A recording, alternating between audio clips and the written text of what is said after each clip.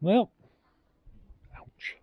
Today's October 7th. As you can see, most of my garden has been cleaned up and taken out. Tomato plants are still there, but September 29th we got down to 30 degrees, and that was pretty much the end of my summer crops. As you can see, I still have some cabbage over there, kale and broccoli there, or now that's actually cauliflower. They're still hanging in there, and you know, some of your colder crops are still in there, but for the most part all of my summer crops are done now. Peppers, tomatoes, squash, cucumbers, that's all done. The freeze caught me a little by surprise. They were predicting upper 30s and we got down to 30 degrees, so we were as much as, I don't know, 6-8 degrees colder than they were predicting, which I know better. It's kind of common for them to be off that far. I don't know why they are, but they are.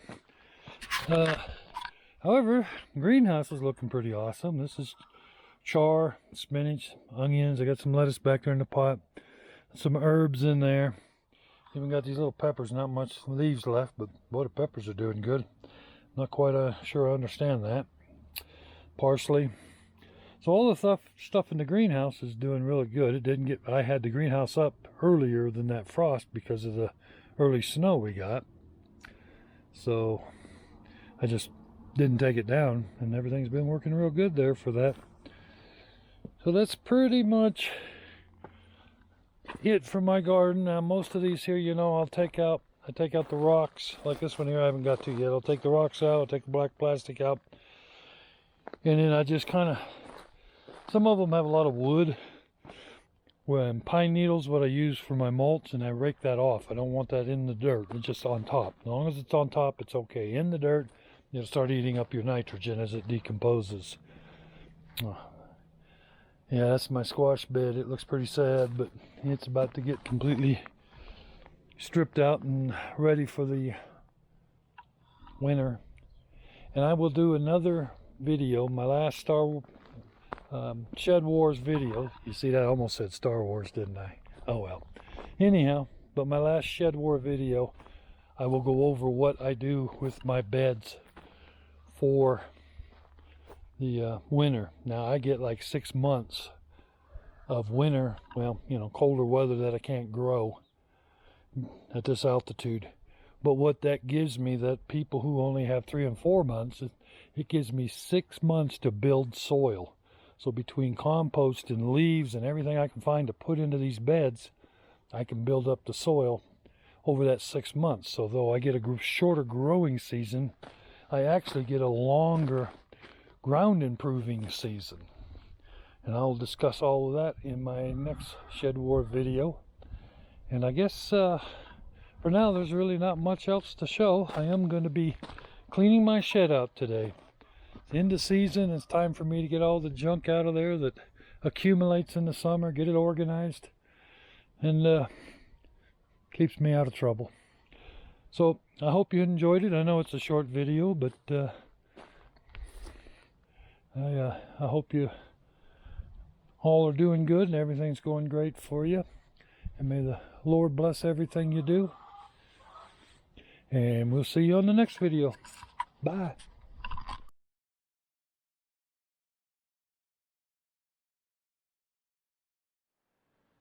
Okay, this is celeriac that I've grown. I put the seeds, I started the seeds in the greenhouse probably 6 weeks before my my last frost date. They've been steady growers, a little slow to germinate, about 2 weeks, but they've steadily grown ever since. So let me pull them and show you what it looks like, because this is the part here that you eat. Of course, this is my first time with celeriac, but I'm pretty pleased with the size of them. looks pretty good. This, I'll say this much, this soil is not real good soil. There was too much wood and filler in it, and yet these grew really good in it. I'm not sure what the kill is on there, but you can see the plants themselves look really good. So anyhow, I got this big old clump of 3 here. And this is a real, so you can see that these things here are pretty prolific. Look at that root. And I don't know if I messed up and planted 3 together here. Okay, that was fun, huh? Everybody sick? So, or did it divide, split up like that? I don't know if it did that. So we'll see. Anyhow, I'm gonna continue harvesting them. It is towards the end of September. I've run them all season. We'll be getting a freeze here in a couple of weeks, so it's pretty much the end of our season. We'll be back here in a little bit to talk about what to do with them. And we'll see you then. Is recording? Okay. Well, today we're processing some celeriac root that we grew. Let me just set this under here. And it's the first thing, it's first time for us. We've never had this before. Here it is cleaned up. Can you see that? Yeah, let me get a little closer. There we go. Yeah, almost looks like an apple from what I see here. And here it is. Before it's cleaned. Before it's cleaned. But yeah. I'm going to, I've never tried this before. Let my papers go. Okay. And so I'm going to take a piece of it off. So you can eat it raw, huh? Mm-hmm. They know it's highly poisonous. Tastes like celery. It's a light flavor of celery. So what it is, light celery? Mm-hmm. I kind of like it. We'll see, but I was a little concerned. I was thinking, well, this is going to be hard to peel, but it was very simple. Before I get on too far, it's a celeriac root, also called celery root, knob celery, turnip rooted celery, which is not related to the tuna. Turnips. Turnips. Or the tuna. The stems part here, it's all edible. I don't know, I wouldn't eat the roots, but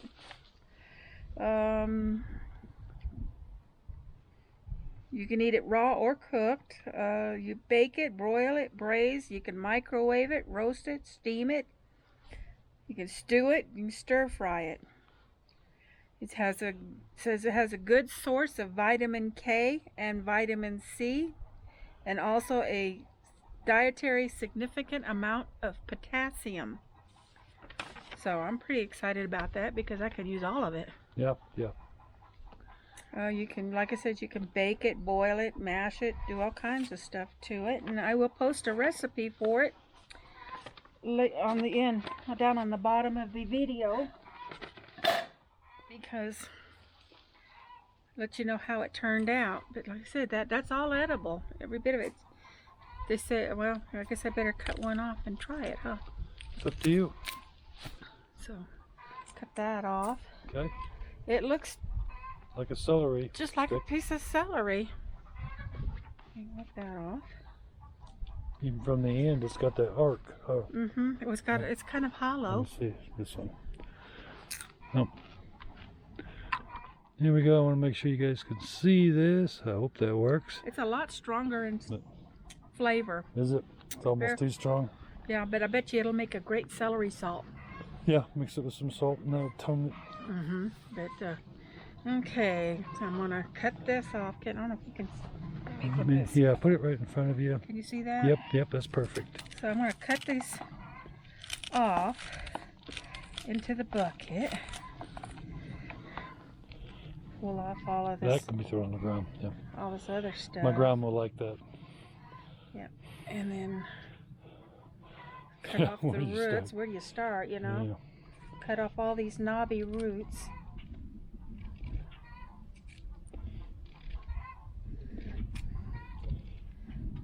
but I went to a vegetables.co.nz. New Zealand. Yeah. Right. It has a whole lot of recipes for celeriac. It's also popular in Europe. And yeah, and it's well, this has more than just celeriac. It has from A to Z. So if you have a vegetable you don't know what to do with it, go have a look at that site. I'll try and remember to put a link to it on the bottom in the description for you. See, it's not hard to peel. Not Would a hard at potato all. peeler work? It might. Okay. See, I was thinking like a pineapple, how hard those can be to peel. But So basically, though, what we're after is the root ball. mm-hmm. Yeah. And I will keep all these greens and try to do something with them and see what I can do. We'll probably dry them and then see what we can do with that. Yeah. Mm-hmm. You know, maybe just sprinkle it in soups if nothing else. Okay. You can talk about nutritional facts while I wash that. All right, you want to go wash that off? And another one that I'm kind of really excited about on this is some of the nutritional facts. I didn't write them all down, but for mashed celeriac, for 4 servings, you take 1 to 2 celeriac root. That'd probably be that one I just peeled in this small one.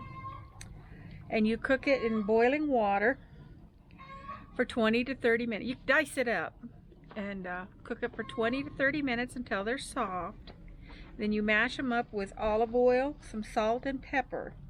And then you garnish it with green onions, pretty much. And then the carbohydrates per serving is 2.9. The sugars in it is 2.2 grams of sugars. That's a natural. I'm not sure what that is, but then again, you go looking at the fiber. It's 3.8 grams of fiber. So to me, this is a negative carb For your low carb diet. for your low carb diets, which I'm pretty excited because being such a mild flavor, I think it's going to be very, very good And it's a nice replacement for potatoes. Yep. And all that high starch stuff. And I'm going. One person I saw, he cut them up in to like French fry wedges, and he sprinkled it with olive oil, and he put some salt and pepper. You could put some paprika on it maybe. He put it in the oven and baked it and made fries out of it, and they looked so good. I can't wait to try that. I think if this turns out like I think it is going to, we'll be growing a lot more next year. The range for these is from April through November. They keep in your refrigerator for about a week. So you want to use them quickly. So you want to use them quickly. One thing I read says, yes, you can freeze the mashed, but when you thaw them out, they're a little soupy. So you just have to drain off the liquid off of that. And other than this website, where else did you get information about cooking them? It was mainly YouTube, wasn't it? Well, the one I watched one thing on YouTube, and he's the one that said roasted seasoned fries. He cut them up and put them in a sausage bake. You could braise them with carrots, add them to a pot pie, use it in a curry. We're going to dehydrate some too. Boil and mash. You can cut them into thin matchstick pieces and make kind of like a coleslaw out of it. Add it to your salads. And they said it goes real good in a stock, in your stock pot for making stock and stuff. That's what this stuff might be good for, those greens, if nothing else. Of course, they're not common in the grocery stores. No. So if you do use Azure, we noticed that they do sell them at Azure. Yeah. But other than that, maybe, if you live in a bigger town, you might find them. We live in a small town. You don't find anything special like this. Well, Sprouts and Whole Foods and places like that might have them in season. But yeah, I think I like that. It's really, you want to try a piece? No, no, I want to wrap it up. Okay. Celeriac root. I think we're going to like this. And I hope you enjoy the video. And if you give it a try, y'all have a wonderful day and God bless you.